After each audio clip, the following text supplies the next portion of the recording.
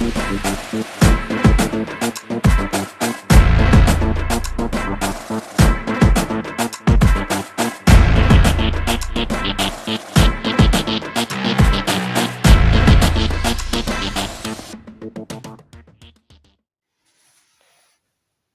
guys, Mark here. This is going to be a 100% unedited video. After recording, I discovered that the audio had been wiped out. Tried everything to get back, couldn't do it. So we're going to be looking at, on the Raleigh Evo2, this magnetic locking kit for all the folding Raleigh Evo2s. All bikes in our description, which you can't magnetically lock together. Now, it's a lovely little kit. And I'll include the links down below at the end when I'm finished. But I'm going to take you through now on actually how to install this kit. Although it was never designed for this bike, it was designed for the Raleigh stowaway. It had an extra bracket on the front fork to allow the pole to not be fitted.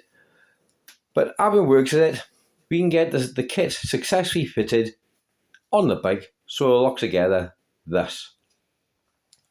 First thing we're going to do is have a look at the front wheel on the bike and how the metal plate locates in the front without the adapter. Working out my kitchen as always, doing the best I can. So let's go and have a look then to see what's going to go on. Yeah, I'm talking about something, but I haven't got a clue what. Don't worry about it. Not important. I'm waffling. Right, let's just let him finish for you. Right then, come on, let's go and fit this. Crack on. Yeah, his metal shiny, lovely. Okay then, so you're on your standard Evo2 front wheel.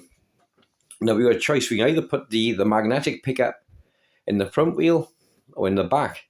Now, we stick this in the front wheel, where it goes through, when it plunges, it's actually going to stick between the forks, so that's no good. So let's have a look what we can do then. Right, wheels are out, mudguard stay is off, and what we're going to do, you have two holes here. The one is for the mudguard stay, the other one is for the locking tab for the front hub.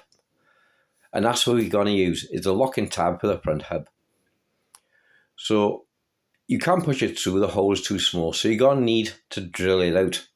I can't remember the size, but I just used an old drill bit and reamed it out. Okay, so we drilled it out, and we're going to use the metal plate in the front, because you can adjust the depth by the two nuts that's on it, so you can take it in or out. So you adjust it the height you want with this bolt here. And basically, you want the metal plate so it's actually flush with the outside of the fork in this position. Too far in is going to stick into the spokes. But if it does that, you can just use a hacksaw or a Dremel to cut off the extra length. So run it up and lock it in place. There, I just wind it in out to the required depth.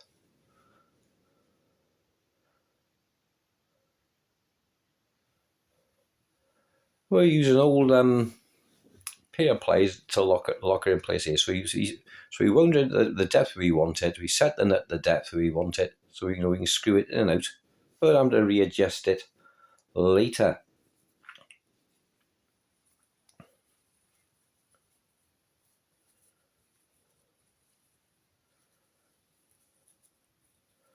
Okay then, now we're going to look at the rear wheel. There was a couple of things, a couple of places we can fit it. We could remove the rear carrier and use one of the nuts there. We can remove the rear mudguard and move one of the nuts there. Or we can drill the frame. So I've been looking around a couple of places where we can fit it on the rear. So as you can see here, one of the nuts kept taking one of the screws out, is completely rounded off. So I had to cut the top off and chisel it all the way around to get out. Incidentally, I had the same problem with a couple of screws on the bike, and I've now replaced them all with stainless steel. all these screws here, as you can see, they're made of Chinesium. The bike's only 2 years old and they're completely corroded in. So I had to cut them all off and then drill them out. You can see the state that I was left with it. So big tip to you guys, before you start them, make sure you give them all your screws a really good soaking with WD-40 and give them a good bang around with a hammer and a screwdriver. Just shock them, loosen them up. Now I thought of putting the spring magnetic receiver here through the rear mudguard stay, but I realised if you put that there, your rear mudguard stay is going to have to be pushed up onto the cycle rack mount, and if you push up onto that, then you're going to distort the mudguard on the back, and it was actually rubbing the wheel a little bit. So I went back to some old Raleigh pictures and discovered here, which I'll show you in a second, that Raleigh actually mounts it closer to the bottom chainstay. And of course, there's nothing on this bike, so I had to roughly measure it all up and drill it.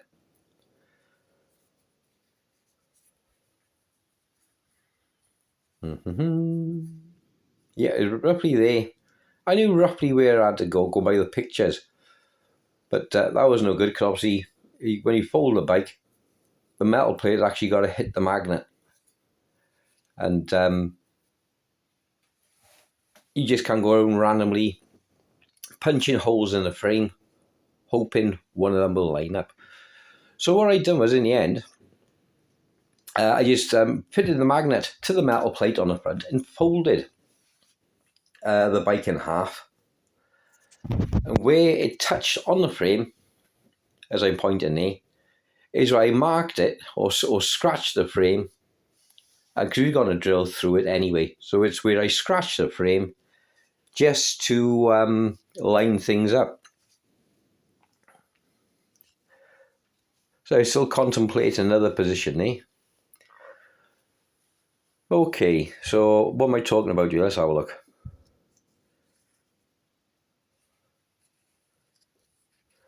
Yeah, I'm all about there that if you mount it in the other place, it'll foul the mudguard mounts, etc. You can't get them off.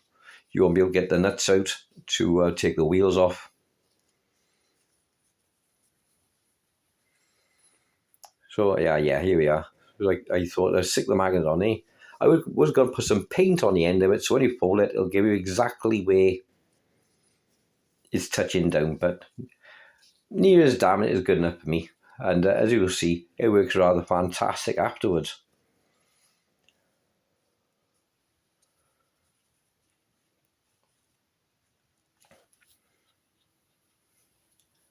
I haven't got a clue what I'm talking about here. Oh yeah, the bike's folded, and I just pointed out where it lines up on the frame. Now you can see there now, depending on which position you put your forks in, it'll either come down on the tail end of the rear dropout, but you just slightly position your forks different, as you see later on in the video, it actually lines up rather fantastic on the front half. So I was thinking of put it there, but as I say, I think it would take away too much metal in the same area. It would give you a weak spot on the frame, and I wasn't particularly 100% happy with the idea. We could reuse the other hole, drill out more, but you'd have to move then the wheel guard mount up to the top.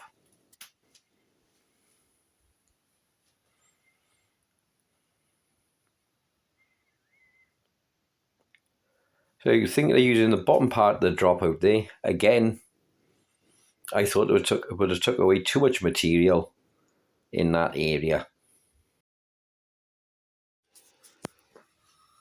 Right then, so here we are on the Evo fork, and the difference between the Evo fork and the Stowaway, where my finger is pointing, there is a tab that sticks out the same size as this, but the metal plate for the magnet pickup is bolted onto. But like I said, we're not using that. We're using the lug lockout for the fork. So by sticking it here and folding the bike over, it'll pinpoint exactly where we need to go, and it'll give us 360 degrees of arc to find us the ideal spot to put it. Okay, so I marked it here now where we're going to be drilling. Right bidet. And that's going to be our drill location. Oh, I can't see here. Oh yeah, I already drilled it. So there's the drill location. That's where we decided to go. By putting the magnet on the front, pivoting the bike over, and lining things up, and marking it with a screwdriver, gives exactly the location. There we are. Where to dink put it. So I was picking up the magnet lovely. We'll be putting the spring on here as well, so the plunger is working. And that's basically the fundamentals of the installation complete.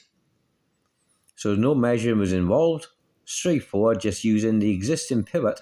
Here to go. So put your spring on next and your washer.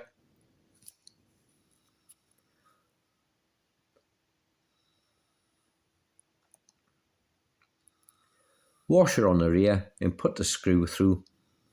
You could put a bit of thread lock on here as well, so should you wish. This would make it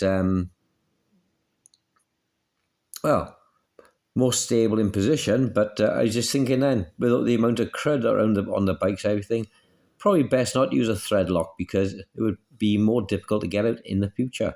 You'd probably end up having to cut it off.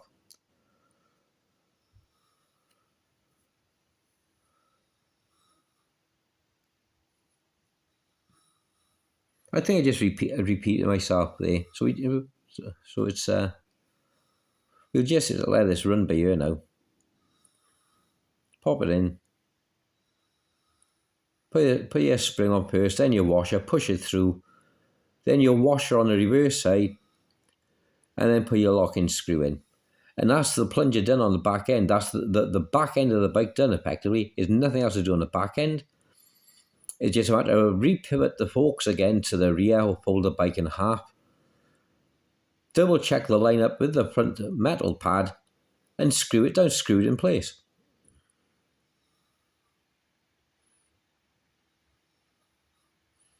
Yeah, just saying, give it everything.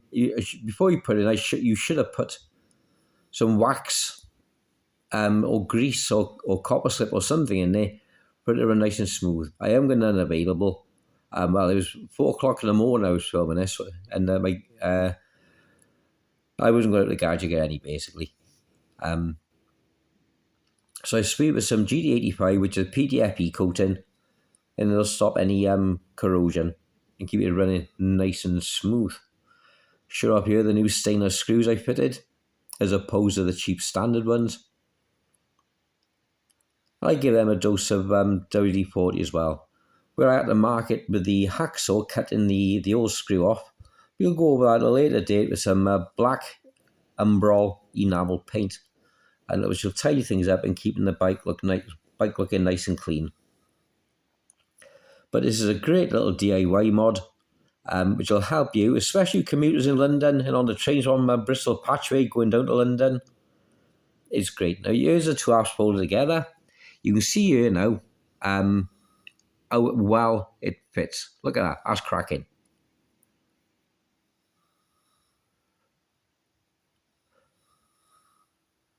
So if you haven't got bungee cords around your bike and you've got to struggle with it to get on off the train, perfect. You want to put aside an hour if you know what you're doing and you've got all your tools. If not, put aside for a weekend, get all the tools you need, and it'll help your journeys no end in and around the cities in London on off the trains, etc.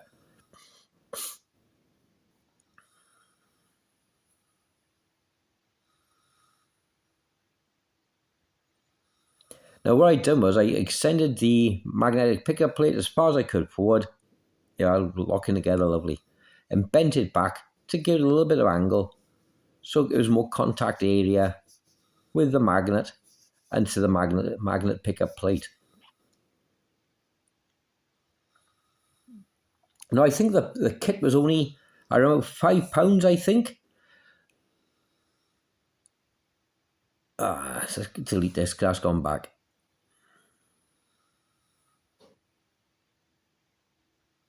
Oh no, I'm showing there that you've got to get the angle right, otherwise when you fold it over, it doesn't line up. Like you'll have too much of an angle there, and that's why I extended the plate out, wound all the way out on the fork, and then bent it back with a pair of pliers so it picked up better on the magnet.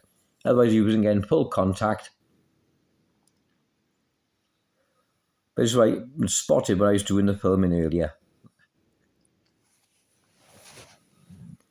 Let him waffle. Okay then, this is it all folded up and looking rather spiffy and the magnets glued together. Look, you can wheel it around back and forth without the worry of the bike separating. You've got to give it a fairly decent tug to get it back apart. And here's our little Evo2 ready to rock and roll.